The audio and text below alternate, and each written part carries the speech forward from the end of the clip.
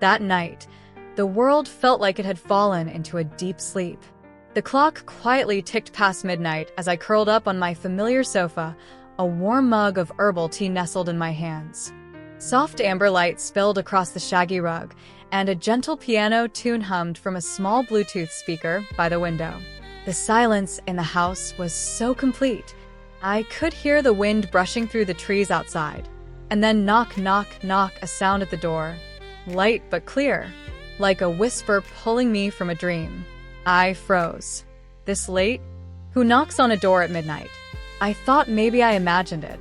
But then knock, knock, more urgent this time. A little pleading. I stood, my heart pounding with a mix of unease and curiosity. As I cracked open the door, the soft light from my living room cast enough glow to reveal a familiar face. Nathan, my neighbor 3 houses down. He stood there, shoulders slightly trembling under a dark gray coat, his hair tousled like he'd just come in from some kind of emotional storm.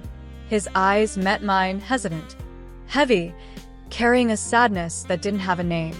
"I'm sorry to bother you," he said, voice low and hoarse. "I just needed someone to listen." There are moments when you don't need explanations. You don't need right or wrong. You just look into someone's eyes, and you know what to do. I stepped back, opened the door wider. "Come in, Nathan. There's always room here for someone lost in their thoughts." He sank onto the couch, the golden light resting gently on his face. I poured more tea, my hands slightly shaky. We'd shared casual greetings for years, small talk about the weather, the newly painted fence, the bougainvillea in my yard. But never this. Never with eyes like that, like he was carrying a whole winter sky on his back. "I don't know who I am anymore," he whispered, eyes staring past the wall. "Every day I try to function, smile when I should, say the right things, but inside, it's just screaming." I didn't speak. I just listened, with the quietest part of myself. I understood that kind of silence. I had been there. Sometimes, I still was. "Do you ever feel like you're just watching your own life, like a spectator on the sidelines?" he asked, his eyes fixed on a blurred spot on the table. I nodded gently. "Yes." And the scariest part is when you start believing maybe you no longer deserve to be center stage. He turned to look at me, for a long time, then smiled, a soft, sorrowful smile. We didn't say much after that. Sometimes, 2 weathered souls just need a soft couch, a warm cup of tea, and the quiet company of someone who gets it. That night, neither of us tried to fix the other. We just sat together, like 2 kids hiding from the storm. Before he left, Nathan stood up and looked at me for a long moment. "Thank you for not closing the door. If you had turned me away tonight, I don't think I'd have had the courage to knock again." I smiled. "Some doors don't need keys," I said. "Only someone brave enough to knock." But I didn't know then. That night was only the beginning. A door had opened, not just in my house, but in my heart. And when trust knocks again, sometimes it brings with it a story you never thought you were ready to live. Movie camera if you've ever felt alone in a home filled with lights but missing warmth, if you've ever stayed silent because you believed no one would listen. Subscribe to Life Whispers. Here, every story is a quiet touch to your heart and a gentle reminder you have never truly been alone. The next morning, as sunlight slipped gently through the window blinds, I woke up with a strange feeling in my chest. It wasn't because of a restless dream or even the crisp air of early autumn. It was something else. Nathan's presence from the night before still lingered in the room, even though he had long gone. His ceramic mug still sat on the coffee table, a faint ring of steam clinging to its rim. And on the throw pillow where he'd rested his head, a slight impression remained, proof that someone had been here, truly been here, needing to be heard. I ran my hand gently along the edge of the chair and realized, sometimes the first touch between 2 people isn't of skin, it's of trust. That afternoon, while I was trimming my lavender pots on the porch, Nathan reappeared. He was holding a small woven basket filled with homemade waffle cookies. "Last night, I went home still feeling unsettled," he said, his voice softer this time. But when I woke up this morning, I could breathe a little easier. Maybe it was the chamomile tea. His smile was gentler now, less pain, more peace. I invited him to sit on the stone bench by the porch, and we started sharing small things, like how he used to play the piano but never finished learning, how I once almost opened a tiny bookshop, how both of us had gotten lost in relationships we didn't quite know how to stay in.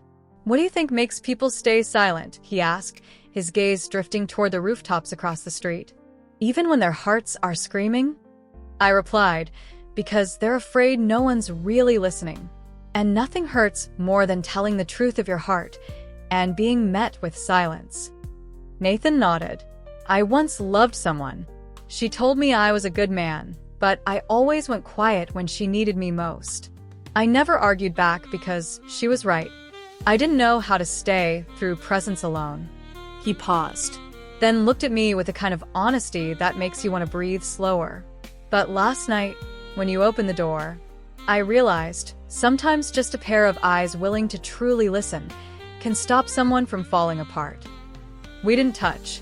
There were no gestures that crossed any boundary, but the words, the quiet that didn't feel awkward, the crisp cookies, and the sunlight warming our hair made that afternoon feel tender in a way no one had planned. When he left, I walked him to the gate. The breeze caught the hem of my dress, and I could hear my heartbeat, not from nerves, but something deeper. For the first time in a long time, I felt seen. And I didn't realize it then. But after a simple afternoon of warm looks and waffle cookies, my heart had already started making room for someone to knock. And for me, to be brave enough to open the door again. Movie camera, if you've ever stayed silent because you thought you didn't matter, if all you've ever needed was someone willing to sit beside you, subscribe to Senior Love Stories. Here, we tell love stories that don't rush, but go deep enough to let you find yourself within them.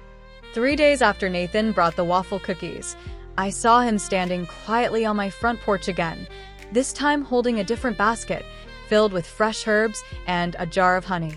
"You mentioned having trouble sleeping," he said, his voice gentle, never trying to impress. "I had some mint and wild honey sent from my hometown. Thought it might help a little." I invited him in, and once again, the small kitchen felt warmer, not from the stove, but from the soft rhythm of our voices. He helped me organize the spice rack and accidentally dropped the lid of the dried basil jar. We both laughed, and in that moment, I realized how long it had been since I'd laughed like that. Genuinely, freely. There were no confessions. No lingering stares.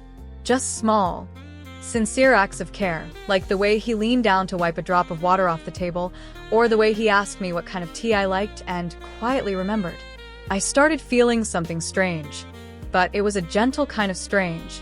That evening, I stood in front of the mirror and looked at myself longer than usual. No makeup, no fancy clothes, just an old knit sweater and my hair tied back. But my eyes, they no longer looked tired or foggy like they had for months. In the reflection, I saw a different version of me. Still me, but with a bit of hope. I remembered something someone once said: "No one can truly save you from loneliness, but someone who helps you forget it for a little while, that's a gift." Nathan never asked about my past. He didn't try to pull out stories of what I'd lost. He just sat with me, patiently, and asked small questions like, "What was your favorite subject in school? If you could go anywhere for no reason at all, where would you go?" And for the first time in a very long time, I answered, without deflecting, without hiding. As he was leaving, Nathan handed me a small note, handwritten in slightly tilted script. "Here's how to brew the mint honey tea, just like my mom makes it back home. Hope you'll try it." I watched him disappear behind the garden fence. My heart didn't race with romance. It pulsed with something sturdier, presence. A presence that didn't come with promises or poetic words, but made me wait, just a little, for a simple message like, "Are you still awake?" And that's when I knew my heart was beginning to trust again. Movie camera, if you've ever doubted quiet kindness, or believed no one would come close just because of who you are, subscribe to Senior Love Stories. You might just find a version of yourself you thought you'd lost, waiting here to be remembered. It was a rainy Saturday night. I was arranging wildflowers in an old glass jar when the doorbell rang. A familiar sound, but this time, my heart fluttered with something I couldn't quite name. Nathan stood there, holding 2 steaming cups of coffee, raindrops scattered across his shoulders. "I figured tonight called for coffee instead of tea," he said with a soft smile. "Rain like this, sometimes a little bitterness helps us speak more honestly." We sat at the small dining table, the golden glow of the overhead light bathing our ceramic mugs. The scent of coffee blended with the steady rhythm of rain tapping on the porch, and suddenly, the room felt softer, more alive. I realized it had been years since there was real conversation in my home at night. Not the television, not a phone call, but an actual voice beside me, present and warm. "Have you ever loved someone so deeply that you were too afraid to start again?" I asked, eyes fixed on the raindrops clinging to the window pane. Nathan paused for a moment, then answered, Yes. Not because she was too special, but because I didn't feel peaceful enough inside myself to give her anything good. I turned toward him and caught his gaze, steady, sincere, without judgment. It made me feel safe enough to open up. "I was married once," I began slowly. "We didn't separate because of betrayal or dramatic pain. We just stopped speaking. Each day, we drifted into parallel lives, and neither of us had the courage to reach across." Nathan said nothing. He just gently slid a cookie toward me. That small gesture undid me. Tears spilled without warning. I didn't know why I cried. Maybe because someone finally listened without interrupting. Maybe because the old loneliness inside me brushed up against a tenderness I hadn't felt in years. Outside, the rain continued to fall. Inside, our conversation quietly drifted into all the things we'd never said before. The hurt we'd buried, the empty days, the question we all ask at some point. Do I even matter anymore? Nathan told me he once considered moving away after his mother passed. But I stayed, he said. Not because this place is beautiful, but because something felt unfinished. I gave a small smile. "And do you think you know what that is?" He looked at me for a long moment, then replied, slowly, You. I didn't know where to begin, so I knocked on your door at midnight. On the table, our coffee had gone cold, but between us, something quietly warmed, something unspoken, unhurried, and real. Nathan didn't stay long. He left after a simple good night and a gentle hand on my shoulder, like he was saying, "I'm here when you're ready."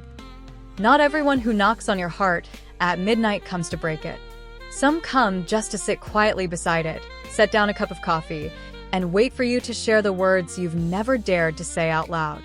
That evening, I cooked more dishes than usual.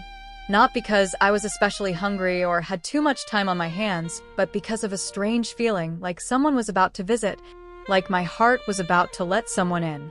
I set the table neatly, adding a small candle between the 2 white porcelain plates. I couldn't quite explain why. I just did it gently, like someone waiting for something good to arrive. Then came the doorbell. It was Nathan again, but unlike the times before, this time he held a small paper bag. "I made my mom's old stew recipe. Thought maybe you'd like it," he said. I smiled and invited him in. Suddenly, my little kitchen felt festive, like it had caught a whiff of the holidays. While I served the soup and he arranged the bread, we looked at each other, not like neighbors, but like 2 people slowly rediscovering something familiar from another lifetime. Under the candlelight, our conversation flowed like a quiet jazz tune. Nathan told me how, as a child, he was afraid of the dark, while I confessed I was afraid of being forgotten. Fears that seemed unrelated, yet somehow converged in one shared truth: the fear of being left behind. "You know," Nathan said, gently swirling his spoon, "sometimes the strongest people are the ones who learn to soothe themselves to sleep every night." I looked at him, my eyes misting under the soft flicker of the candle. Maybe it was his words, or maybe it was simply the rare feeling of being understood deeply by someone who wasn't trying too hard. After dinner, we didn't rush to clear the table. Nathan stood and walked to the corner of the room, where I kept a small wooden box of old candles. He picked a tiny green one, lit it, and placed it on the windowsill. "My mom used to say," he began, "if someone lights a candle in your home and lets it burn to the end, it means they're praying for your peace." He didn't need to say more. I knew for Nathan, this was no longer just another dinner. And for me, it was the first time in years I truly wanted someone to stay, not to fill a void, but to share warmth. When he left, I walked him to the gate. The rain hadn't stopped, but inside me, the storm was finally beginning to settle. Not every wound needs words to heal. Sometimes a hand that holds yours at the right moment is enough to stop the bleeding. The next afternoon, sunlight spilled through the curtains, casting a soft glow over the small table where I kept an old picture frame. Pale wooden edges slightly worn. Inside was a wedding photo of me and the man I once called my forever. A picture I'd never had the heart to fold, yet never quite found the strength to put away. I'm not sure what made me reach for it that morning. Maybe it was the wave of emotions from the night before. Maybe it was Nathan's gaze, the way he looked at me like I was someone still worthy of happiness. I removed the photo from its frame and rested it gently in the palm of my hand. The two faces in the image, younger, smiling wide, looked like they belonged to another lifetime. Once, I had loved that man with all my youth, but it was also him who taught me what it felt like to be left behind. When Nathan arrived, I was still sitting there, the photo in my hand and 100 unspoken thoughts in my mind. He said nothing at first, just quietly sat beside me. Sometimes, to keep living, you have to be brave enough to fold a chapter that once felt beautiful, I whispered, more to myself than to him. Nathan didn't respond.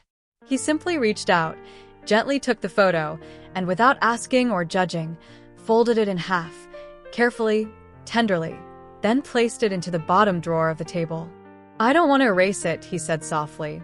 "It's a part of you. But if you're ready, maybe we can just set it in the right place so there's room for something new." I don't know why I cried at that moment. It wasn't sadness. It was gratitude. Because for the first time in a long time, someone didn't ask me to forget. He simply asked to be allowed into what came next. That afternoon, Nathan invited me for a walk. We strolled under tree-lined streets, past a tiny corner cafe where I'd once ordered hot chocolate on my first night out after the divorce. I told him things I hadn't told anyone about sleepless nights, about feeling like a shadow inside the home I used to build. "You're not a shadow," Nathan said. "You're the light. You've just been in the wrong room."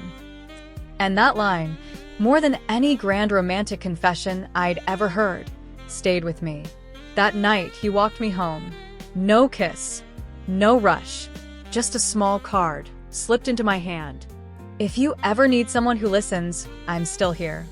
Some people show up to remind us of the past, but others, they arrive to gently help us close that past and open a new door, one you can step through without fear of getting hurt again. A week after that quiet afternoon, Nathan and I still took our usual evening walks around the neighborhood. We didn't speak much, but the silence between us was no longer empty. It had become a space where trust could quietly take root. That evening was cooler than usual. Nathan gently took my hand. The streetlight cast a warm glow on his shoulder, and I found myself wondering, if someone can be this gentle in silence, could they also love you in a way that lasts, without needing words? We stopped at the small park at the end of the street, where an old wooden bench sat, the same one I used to read at on lazy Sunday afternoons. Nathan reached into his coat pocket and pulled out something wrapped in a handkerchief. He placed it gently in my hand. "Open it," he said, "but don't say anything. Just look and feel." I slowly unwrapped the fabric. Inside was a ring, simple, unadorned. It wasn't flashy, but it had a quiet kind of shine, warm and honest, just like the man sitting in front of me. "I don't want to pressure you," he said softly, "and I don't need an answer right now. If one day you feel like you've forgiven the past enough and loved yourself enough to let someone in again, remember this ring. I'll still be here." I couldn't speak, not because it was a proposal, but because it was a promise given without expectation. A question asked with complete respect. Nathan stood up. He didn't wait for a reaction. He simply placed his hand gently on my shoulder, just a slight squeeze, as if to say, "It's okay, even if you're not ready yet." That night, when I got home, I didn't tuck the ring away in a drawer. I placed it on the table beside the old picture frame, the frame that now sat empty. Because maybe it was finally time for a new story to be written. Sometimes, proposals don't come with grand speeches. Sometimes, they're simply the way someone chooses to stay, not because they need to be loved, but because they believe you still deserve to be. The next morning, a soft rain fell.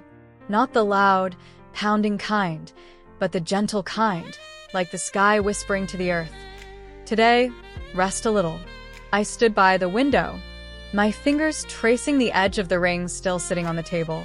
It didn't demand an answer, but it also didn't let me pretend I hadn't seen it. Its presence, quiet but unmistakable, asked me to look inward. I made 2 cups of tea. I didn't know why. Maybe I had unconsciously invited someone who hadn't arrived yet. But then a knock on the door. Not hurried, not hesitant. It was a rhythm I knew by heart now, Nathan's. He stood there, rain still clinging to his coat. He said nothing, just handed me a small bouquet, not roses or anything extravagant. Just a few sprigs of pale lavender, tied with a piece of rustic twine. "I thought you could use a little color on a gray morning," he said, his voice softer than the rain. We sat at the kitchen table. The ring remained between us, not hidden, not lifted. Just there, a silent witness to everything that had and hadn't yet been said. "You know," I began, "it's not that I didn't want to say yes. I was just scared. Scared that if I opened up and things fell apart again, I wouldn't be able to put myself back together." Nathan didn't interrupt. He never did. He let me speak until the emotion was fully out in the open. Only then did he gently meet it. "But I've realized something," I continued. "Fear doesn't heal you. It hardens you. And eventually, you stop feeling anything at all." I turned to look at him for the first time, not avoiding. "And you stayed. Long enough. Quiet enough for me to realize I could still feel something."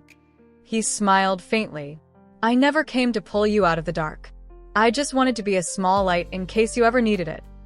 I smiled, glancing down at my tea, now cold. Maybe this is what people mean when they say peace. Not fireworks, not drama, just something that sinks in slowly, deeply, and stays. That afternoon, once the rain let up, Nathan took me to the small wooden house at the end of the street, his home for many years. He opened the door, said nothing, just turned to look at me, as if waiting for a sign. I stepped inside. Not because he asked me to, but because, for the first time, I wasn't afraid. Not afraid to shed the armor. Not afraid to call somewhere home again. On the table, the ring remained. But now, It wasn't a question. It was a whisper. "You don't have to answer out loud. Just stay if your heart feels warm when I'm near." Not every love begins with the words "I love you." Some begin with "I'll stay," long enough, gently enough, for the other person to no longer feel alone. Life doesn't change in a single night, but sometimes one night can change the way we see life. And the night Nathan knocked on my door, quietly, without urgency, was exactly that kind of beginning. I used to think I was too old to start over.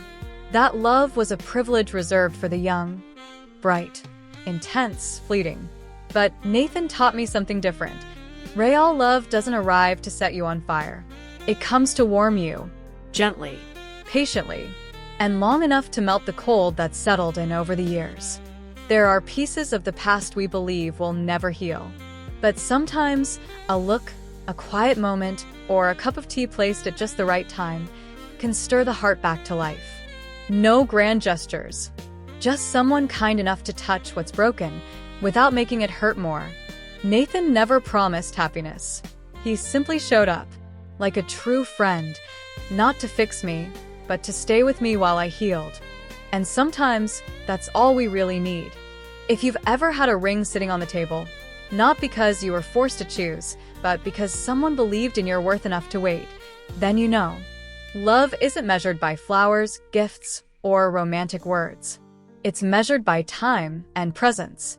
I don't know what the future holds, but I do know this. Tomorrow morning, I'll make 2 cups of tea. One for me, and one for the man who stayed. If you've ever believed your heart had fallen asleep, let Life Whispers be the gentle nudge that wakes it. Don't forget to subscribe, to listen, to feel, and to walk with us through stories that seem like they belong in movies but are very much alive in the real world. Because somewhere out there, someone is knocking, just waiting for you to be brave enough to open the door. Subscribe to Life Whispers, where every heart finds its way home. Have you ever lived with someone and still felt like there was something about them you never truly touched? That's how I felt that night, late, when the world outside seemed to be asleep. The wind rustled gently through the trees, and inside the house, only the steady ticking of the wall clock filled the room, like it was counting each anxious beat of my heart. Greg, my husband, wasn't home yet. He had gone to dinner with his best friend, Jake. A familiar name, one that had floated through all 20 years of our marriage like a quiet shadow that never left. I don't know why I stayed up so late. Maybe it was the hollow ache I couldn't name. Maybe it was the kind of unease you don't want to admit out loud. Wrapped in an old blanket, holding a cup of tea that had long gone cold, I sat silently in the armchair in the living room, just waiting. Then I heard the door open gently. It wasn't Greg. It was Jake. He stepped in differently than usual. No jokes, no loud greetings. He looked at me, and in that glance was the weight of something unsaid. I gave a small nod, an unspoken invitation to sit beside me. I couldn't just head home like every other time, he said, voice low and dry. I needed to say something. I slowly set the cup down. Something in me braced. This wasn't going to be an ordinary conversation. And I was right. Jake took a breath, his eyes distant but piercing, like he was reaching for something buried inside me. Mary, have you ever thought that maybe the person lying next to you was never someone you really knew? I froze. The night was still, but my heart was not. Greg? I whispered, his name slipping from my mouth like a curse that was finally being spoken. Jake didn't answer, but his eyes told me enough.